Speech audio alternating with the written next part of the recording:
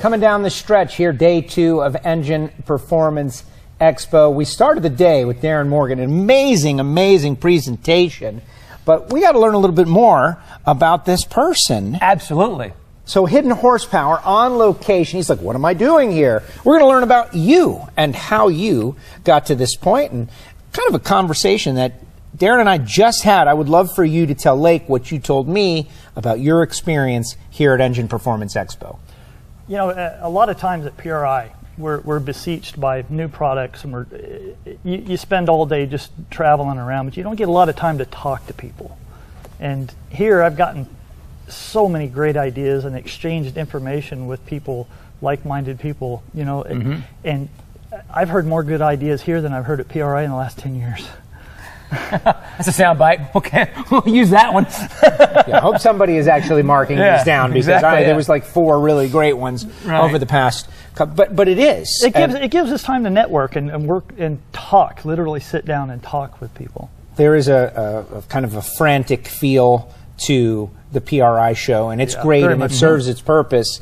But this is like the after party, a month later, almost, get back together and reconvene. But we had some conversations about, you know, back in school, where'd you get the bug, cars, mechanics, all of these things? What interested you? I was forced into it against my will. Really? Yeah. Okay, we're interested. Yeah, you're the first one. My father was a drag racer, of course, and 70s, raced AHRA, you know, and I have 8mm silent movies from the 1976 Winter Nationals at Beeline Dragway, you know, and I was a little what we call a pit rat back then, running around all the top fuel teams, grabbing, you know, souvenirs and whatever. Yeah, I was that kid, and I'm sure that a lot of people my age grew up that way. But my stepfather, Kit Martin, is the person who had a race shop, and he taught my brother and I how to build engines, how to think about engines, more importantly. And then were you willing though? Like in that moment, where did the transition? Because teenage kids, they don't seem to want to do anything. 18, 20 years old, you're chasing other things. You know? You're out partying and doing other things, so you're not serious. And in '91, I think it was 24, 5, 6, somewhere in there, we started working for a pro stock team, Gary Herman's pro stock team, and that was my first, you know, pro stock engine I'd ever seen. So after a year, we actually had good qualifying runs. You know, we were qualifying 5 or 6. It came too easy, of course. You know, I didn't understand the perseverance and the level of commitment it literally took, because I was relying on, at the time, my stepfather's experience and the other people on the team's experience. And we had good success, but at that point, something clicked in me, and that's all I ever wanted to do. So it's normally aspirated, unlimited engines like that. So after that, I went to work for Madcap, which was V. Gaines for a while on his pro stock team, and then Bob Glidden, and then I was with Larry Morgan's operation for 6 years, and then I went to Rare Morrison for 24 years.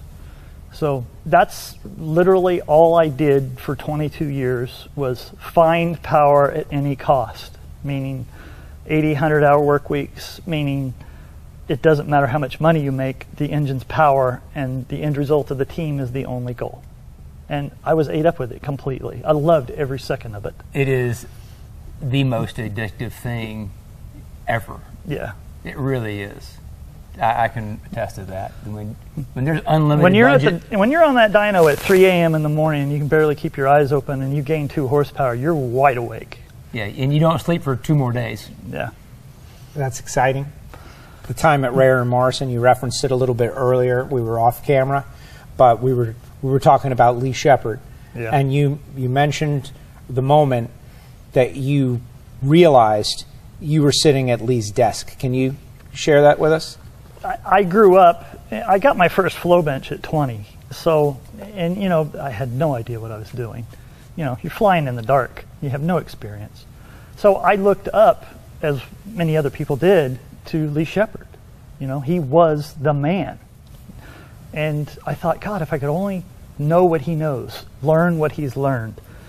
And 20 years later, I'm sitting at his desk at Darin Morgan in his office, taking over that whole department. And it hit me. It was like, oh shit, I have some shoes to fill. I have some big shoes to fill. And I just put my head down and started working. Amazing. It is. Well, you mentioned somebody else you work for, but Larry Morgan. So Larry's like one of our favorite people. Love Larry. Larry was great to work for. I loved working for Larry. I think we need to say world champion Larry Morgan because, pro modified world champion this year with Mike Castellano and, of course, Frank. But, like, how great is that? Like, back on top. Mm-hmm. But that's somebody that has that itch, that drive. Yeah, he's a survivor. He's the type of person that will do anything it takes to work on engines and succeed. Anything. Yeah. And never count him out. No. He keeps on working and going, and I'm sure that's part of your training, right? You couldn't, like Billy said earlier, you can't go to school and learn a lot of this stuff. No one really teaches can't. These things. You really can't. It really comes down to applying yourself to the job and perseverance. Just keep at it, And young people, they come in, and this is the information age. The information is easily obtained, but the application of that information is extremely difficult and perplexed. So, kids come in nowadays where we had to learn every single thing ourselves through trial and error and testing. A lot of that information is readily available to people, but they don't have the insight that from that testing and those experiences that led up to that data. So they're missing a huge part. It's data without perspective. Exactly. So young kids nowadays, if you want to get into this, by God, if you have a dream, go do it. But just remember one thing. You're going to have a lot of perseverance, a lot of trial and error. Keep your head down. Keep working.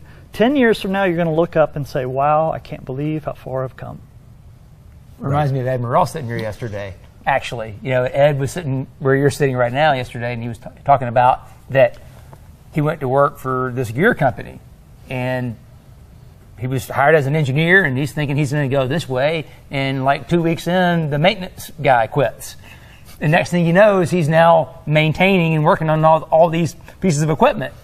But he said it was the best thing for me because I had to learn how all these machines worked and the processes to make the parts. And so he ended up understanding the process that led to the product so that when it got to be the time where he needed to be in charge of making the product, he had the data, but he also had the perspective now. When I asked my stepfather, I said, I want to learn how to do this. He goes, sure, I'll teach you. I'm not going to pay you, but I will teach you.